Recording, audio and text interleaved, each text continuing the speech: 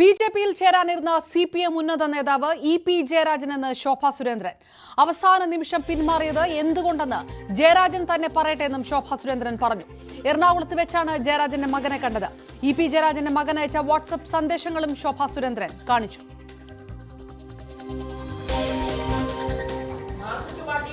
പ്രഗത്ഭനായിട്ടുള്ള നേതാവ് ഇ.പി. ജയരാജൻ ഭാരതീയ ജനതാ പാർട്ടിയിലേക്ക് ചേരാൻ തീരുമാനിച്ച് 90% കഴിഞ്ഞപ്പോ എന്തേ ഭയപ്പെട്ട് പിന്മാറിയത്?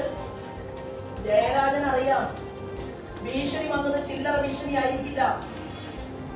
സ്വന്തം പ്രസ്ഥാനത്തിനകത്ത് പ്രവർത്തിക്കുന്നവർക്ക് പോലും കൊട്ടേഷൻ കൊടുക്കാൻ മടിക്കാത്ത കേരളത്തിന്റെ മുഖ്യമന്ത്രി പിണറായി വിജയനെ, ആ സംഘടനയെ ഭയപ്പെട്ടത് കൊണ്ടാണ് ജയരാജൻ ഒളിച്ചോട്ടം നടത്തിയിട്ടുള്ളത്.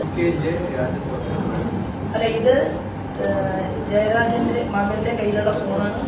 ജയരാജന്റെ മകനാണ് എനിക്ക് ഈ മെസ്സേജ് അയച്ചിരിക്കുന്നത്. ഇത് ജയരാജന്റെ മകൻ എനിക്ക് മെസ്സേജ്. അല്ല, ഇത് ജയരാജന്റെ മകന്റെ കയ്യിലുള്ള ഫോൺ എനിക്ക് ഈ മെസ്സേജ് അയച്ചിരിക്കുന്നത്. അല്ല, ഞങ്ങൾക്ക് പറഞ്ഞു കഴിഞ്ഞിട്ടില്ല. അപ്പൊ ഈ മെസ്സേജ് അയച്ചിരിക്കുന്നത് ജയരാജന്റെ മക്കൾക്ക് ശോഭാ സുരേന്ദ്രന്റെ മെസ്സേജ് അയക്കേണ്ട കാര്യം എന്താണ്? തന്നെയും ഇ.പി. ജയരാജനെയും കാണാൻ ബിജെപി നേതാവ് പ്രകാശ് ജാവ്ദേക്കർ വന്നെന്ന് ദലാൽ നന്ദകുമാർ പറഞ്ഞു. പിണറായിയുടെ രക്ഷകനായാണ് ഇ.പി. എത്തിയത്. ജാവ്ദേക്കറുമായി കൂടിക്കാഴ്ച നടത്തിയത് തിരുവനന്തപുരത്ത് വെച്ചാണെന്നും നന്ദകുമാർ ആരോപിച്ചു. എന്നെയും ഇ.പി. ജയരാജനെയും കാണാൻ കേരളത്തിന്റെ ഇൻചാർജ് ജാവ്ദേക്കർ കണ്ടു. എൻ്റെ സാന്നിധ്യത്തിൽ ജാവ്ദേക്കർ പറഞ്ഞു, ഞങ്ങൾക്ക് ഇവിടെ രക്ഷയില്ല.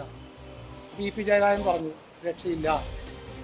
അഡ്ജസ്റ്റ്മെന്റിന് വിധേയമാവാമോ എന്ന് ചോദിച്ചു. പകരം പിണറായി വിജയന്റെ വീട്ടിലെ SNC ലാവലിനെ അവസാനിപ്പിക്കാം.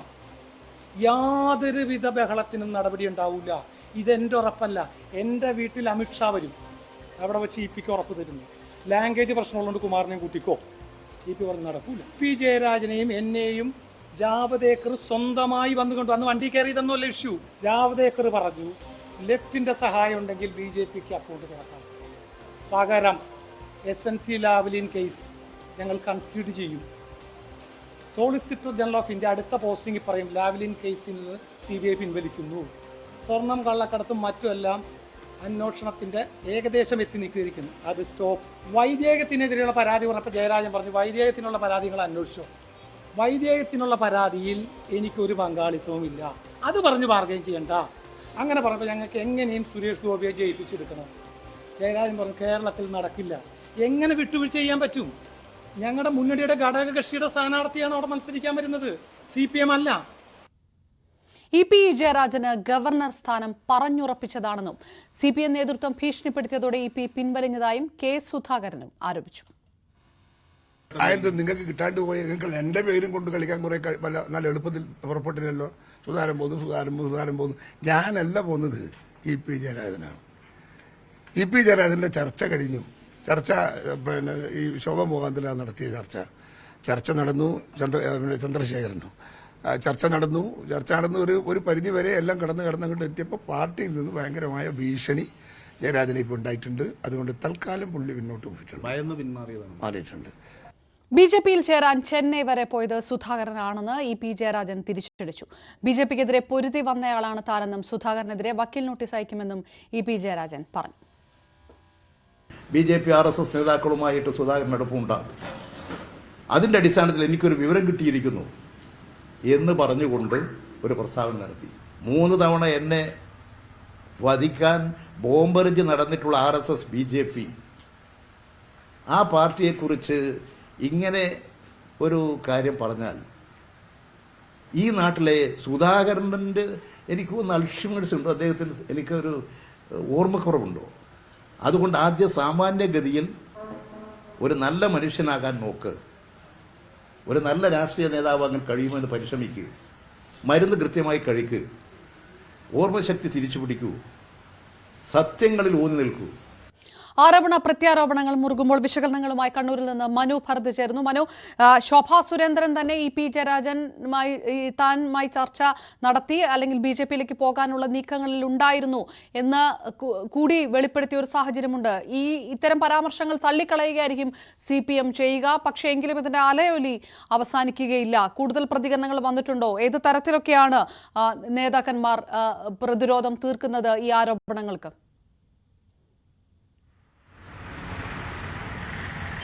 ഇതിൽ ഈ ഇ.പി. ജയരാജനെതിരെ വന്ന ഈ ആരോപണത്തെ സംബന്ധിച്ച് ആദ്യം പ്രതികരിക്കേണ്ട എന്ന ഒരു നിലപാടാണ് പൊതുവെ CPM നേതൃത്വത്തിന് ഉണ്ടായത്.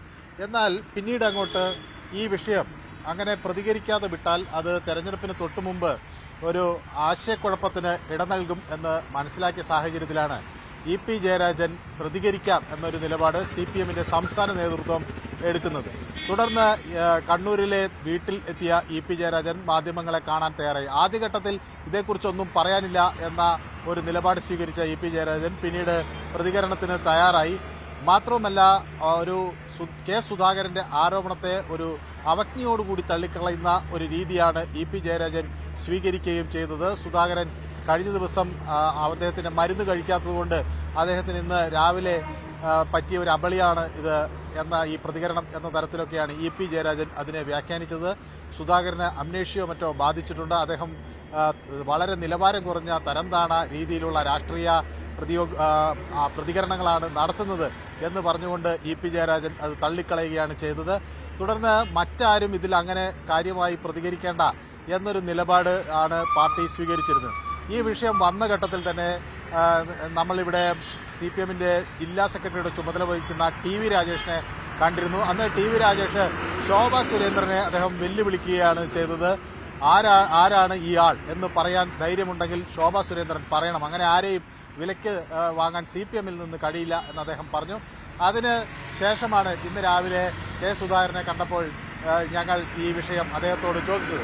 തുടർന്നാണ് കെ സുധാകരൻ ഈ വിഷയത്തിൽ നിങ്ങൾക്കിത് ഇതുവരെ കിട്ടിയില്ലേ, ഇത് ഇ.പി. ജയരാജനാണ്, കെ സുധാകരൻ BJP-യിലേക്ക് ചേരാൻ പോകുന്നു എന്ന് നാളിതുവരെ വിമർശിച്ച് നടന്ന മാധ്യമങ്ങൾക്ക് എന്തുകൊണ്ട് ഈ വിവരം കിട്ടിയില്ല എന്ന തരത്തിൽ അദ്ദേഹം പ്രതികരിക്കുകയും ഇ.പി. ജയരാജനാണ് ഇങ്ങനെ ഒരു ചർച്ച നടത്തുകയും ഗവർണർ സ്ഥാനം ഉറപ്പിച്ച് അങ്ങോട്ട് പോകാൻ നീക്കം നടത്തുകയും ചെയ്തു എന്ന് പറയുകയും ചെയ്തിട്ടുള്ളത്. ഏതായാലും ശോഭാ സുരേന്ദ്രനും ആ വസ്തുത ന്യായീകരിക്കുന്നു, അല്ലെങ്കിൽ ആ വസ്തുത അംഗീകരിക്കുന്നു. ശോഭാ സുരേന്ദ്രനും ഇ.പി. ജയരാജൻ തന്നെയാണ് ചർച്ച നടത്തിയ CPM നേതാവ് എന്ന് സമ്മതിക്കുന്നു. രണ്ടുപേരും ഈ 90% BJP-യിലേക്ക് പോകാൻ ഇ.പി. ജയരാജൻ തയ്യാറായിരുന്നു എന്ന ആരോപണം ഉന്നയിക്കുന്നു. അതേസമയം ഭയം കൊണ്ടാണ്, പിന്നീട് CPM നേതൃത്വത്തിൽ നിന്നുണ്ടായ ഭീഷണി കൊണ്ടാണ് തിരിഞ്ഞു പോകേണ്ട ഒരു സാഹചര്യം ഉണ്ടായത് എന്ന ആരോപണവും ഉന്നയിക്കുന്നു. ഏതായാലും CPM നേതൃത്വം ഇതിനെ ഒരു CPM ജയിക്കും അല്ലെങ്കിൽ തെരഞ്ഞെടുപ്പിൽ നേട്ടമുണ്ടാക്കുന്നു എന്ന് കണ്ടതിന്റെ ഭാഗമായി പരാജയ ഭീതിയിൽ നിന്ന് ഉയർന്നു വന്നിട്ടുള്ള ആരോപണങ്ങളായി ചെറുക്കുക എന്നൊരു രീതിയാണ്. മനു, തെരഞ്ഞെടുപ്പുമായി ബന്ധപ്പെട്ട ആ രീതിയിലുള്ള പ്രതിരോധം ഉയരുന്നത് സ്വാഭാവികമാണ്. പക്ഷേ കെ സുധാകരൻ പറഞ്ഞതിനെ ശോഭാ സുരേന്ദ്രനും അംഗീകരിച്ച സ്ഥിരീകരിച്ച സ്ഥിതിക്ക് കണ്ണൂരിലെ CPM രാഷ്ട്രീയം ഇതുമായി ബന്ധപ്പെട്ട് പ്രതിരോധത്തിലാകുന്ന ഒരു സാഹചര്യമുണ്ടല്ലോ. വരും ദിവസങ്ങളിൽ കൂടി അതുമായിട്ട് ബന്ധപ്പെട്ടുള്ള കൂടുതൽ പരാമർശങ്ങളൊക്കെ വരാനുള്ള സാധ്യത, കൂടുതൽ ഇനി ഭിന്നത ഏതെങ്കിലും തരത്തിലുണ്ടെങ്കിൽ അത് പുറത്തു വരാനുള്ള സാധ്യതയൊക്കെ ഉണ്ടോ?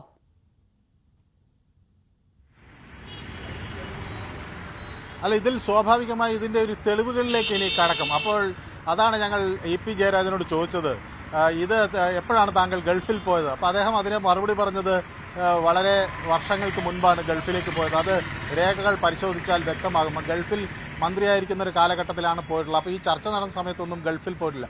സുധാകരൻ പറഞ്ഞത് ആദ്യഘട്ടത്തിൽ ഗൾഫിലാണ് ഈ ചർച്ച നടന്നത് എന്നാണ്. ഏതായാലും ശോഭാ സുരേന്ദ്രൻ പക്ഷേ അങ്ങനെയല്ല പറയുന്നത്, കേരളത്തിലാണ് ചർച്ച നടന്നതെന്നാണ്.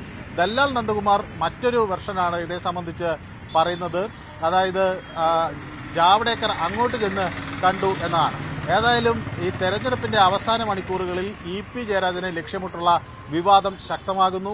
അത് ഏത് തരത്തിൽ പ്രതിരോധിക്കണം എന്നതിനെക്കുറിച്ചുള്ള കൂടിയാലോചനകൾ CPM-ൽ വളരെ സജീവമായി നടക്കുന്നത്. തെരഞ്ഞെടുപ്പ് കഴിയുന്നതുവരെ ഒരു മിതത്വം പാലിച്ചുകൊണ്ടുള്ള ഒരു നിലപാട് കൈക്കൊള്ളുക, ഇത്തരം ആരോപണങ്ങൾ പരാജയ ഭീതിയിൽ നിന്നാണ് വരുന്നത് എന്ന് മാത്രം പറഞ്ഞൊഴിയുക എന്നാണ് CPM-ന്റെ ഒരു പൊതുതന്ത്രം. തെരഞ്ഞെടുപ്പ് കഴിയുമ്പോൾ അവർ സൂചിപ്പിച്ചതുപോലെ തെരഞ്ഞെടുപ്പ് കഴിയുമ്പോൾ വളരെ ശക്തമായ ഒരു പ്രതികരണം ആ ഘട്ടത്തിൽ ഉണ്ടാകും എന്ന് തന്നെയാണ് മനസ്സിലാകുന്നത്. തെരഞ്ഞെടുപ്പിന് ശേഷം ഇതിനെ കാര്യമായി പ്രതിരോധിക്കാൻ CPM തയ്യാറാകും. കാരണം കെ സുധാകരൻ ഉൾപ്പെടെയുള്ളവർ BJPയിലേക്ക് പോകുന്ന വ്യാപകമായ ആരോപണം ശക്തമായ രീതിയിൽ തന്നെ CPM ഉന്നയിക്കുമ്പോൾ അതിനെ പ്രതിരോധിക്കാൻ ഒരു വടിയാണ് ഇപ്പോൾ UDFന് കിട്ടിയിരിക്കുന്നത്. അതുകൊണ്ട് തന്നെ ആ വടി ഒടിക്കുക എന്നത് CPMനെ സംബന്ധിച്ചിടത്തോളം വളരെ നിർണായകമാണ്. വരും ഈ തെരഞ്ഞെടുപ്പ് കഴിഞ്ഞതിന് ശേഷം അത് സംബന്ധിച്ചുള്ള കൂടുതൽ പ്രതികരണങ്ങൾ CPMന്റെ ഭാഗത്തു നിന്ന് ഉണ്ടാകും എന്നാണ് ഇപ്പോൾ വ്യക്തമാകുന്നത്. മനു ഭരത് കണ്ണൂരിൽ നിന്ന് വിശകലനങ്ങൾ നടത്തിയത്. കെ സുധാകരൻ BJPയിൽ പോകാൻ തയ്യാറെടുത്തിരുന്നുവെന്നും ദലാൽ നന്ദകുമാർ പറഞ്ഞു. KPCC അധ്യക്ഷ പദം കിട്ടിയതുകൊണ്ടാണ് BJPയിൽ എത്താതിരുന്നത്. രമേശ് ചെന്നിത്തലയുമായും കെ മുരളീധരനുമായും BJPയിൽ ചേരുന്നത് സംബന്ധിച്ച ചർച്ചകൾ നടന്നുവെന്നും നന്ദകുമാർ ആരോപിച്ചു. ഇന്ന് സുധാകരൻ പറഞ്ഞില്ലേ, അന്ന് ജാവദേക്കർ പറഞ്ഞു സുധാകരൻ ഞങ്ങൾ ചൂണ്ടയിൽ കൊളുത്തി. ജാവദേക്കറിന്റെ മറാത്തി കലർന്ന ഹിന്ദി പറയുന്നതുകൊണ്ട് ജയരാജൻ കൺഫ്യൂസ്ഡായി. സുധാകരൻ വീണു. പക്ഷേ സുധാകരന് KPCC കിട്ടിയാൽ ചാടിപ്പോയി. അല്ലെങ്കിൽ സുധാകരൻ BJPയുടെ സംസ്ഥാന പ്രസിഡന്റാണ്. ഞങ്ങൾ മുരളീധരനുമായി സംസാരിച്ചു. അരമനസ് വൈകല്യം ബാധിച്ച് പ്രതിപക്ഷ നേതാവ് സ്ഥാനം പോയ രമേശ് ചെന്നിത്തലയുമായി സംസാരിച്ചു. 45%. സുധാകരൻ 100% തീരുമാനത്തിലെത്തി. സാമ്പത്തികവും ഭൗതിക സാഹചര്യവും എല്ലാം ഫിക്സ് ചെയ്ത് എഗ്രിമെന്റ്